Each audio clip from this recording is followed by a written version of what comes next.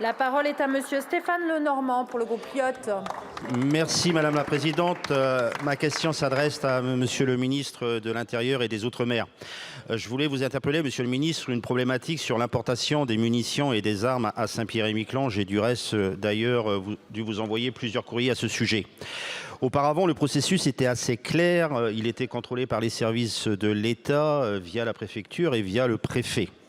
Or, depuis une année, nous avons été sollicités, l'ancien sénateur, mais aussi le préfet de Saint-Pierre-et-Miquelon, par les services de la gendarmerie, les services des douanes, qui sont des métiers assujettis à des obligations de tir, mais aussi par les armuriers, par la Fédération des chasseurs et par les associations de tir.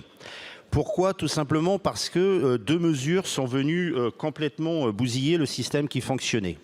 Le premier concerne les armes, avec l'obligation de passer par une plateforme dématérialisée qui est complètement inopérante pour un petit marché comme le nôtre, qui a fait passer les délais de quelques semaines à 6, 8, 9 mois.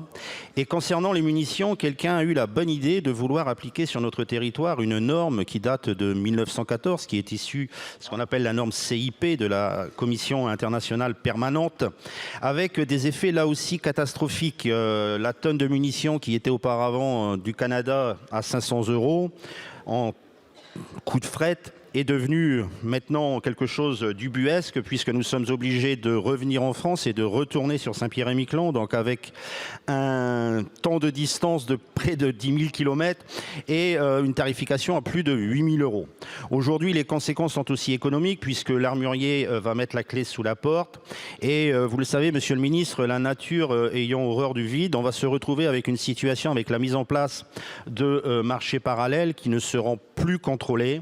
Donc j'en appelle un peu à votre arbitrage politique pour un retour à minima en arrière avec la situation antérieure qui était parfaitement maîtrisée par les services de l'État, et que l'on retrouve l'intelligence territoriale que l'on a eue en 1914 de ne pas appliquer cette norme dans un contexte nord-américain. Merci. Merci beaucoup, monsieur le député. La parole est à monsieur Gérald Darmanin, ministre de l'Intérieur et des Outre-mer.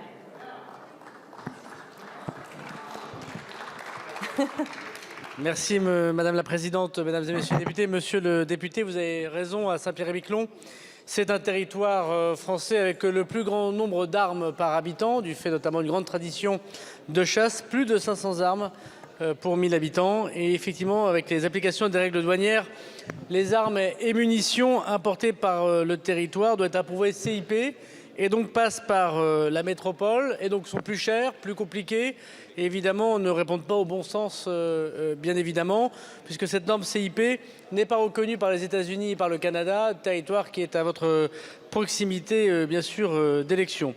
Alors je sais qu'il y a eu de très nombreux échanges entre le service des armes du ministère de l'Intérieur, la préfecture et puis bien sûr vous-même, monsieur le député. Je suis aujourd'hui en mesure de vous dire que oui, vous avez parfaitement raison, le bon sens doit être adopté, et la norme SAMI, dite SAMI, celle du Canada et des États-Unis, doit pouvoir s'appliquer à Saint-Pierre-et-Miquelon sans passer par une norme qui serait trop hexagonale. Et donc je vous donne évidemment l'information que nous pourrions expérimenter le passage directement par le Canada ou par les États-Unis pour les armes ou pour les munitions dès le début de l'année 2024. D'ailleurs, j'ai demandé au service des armes du ministère de l'Intérieur de se rendre à Saint-Pierre-et-Miquelon tout début du mois de janvier afin de pouvoir mettre en place cette expérimentation. Nous avons notamment aussi un travail à faire, en train d'être fait, avec un armurier, celui de Saint-Pierre, et directement venant du Canada ou des États-Unis.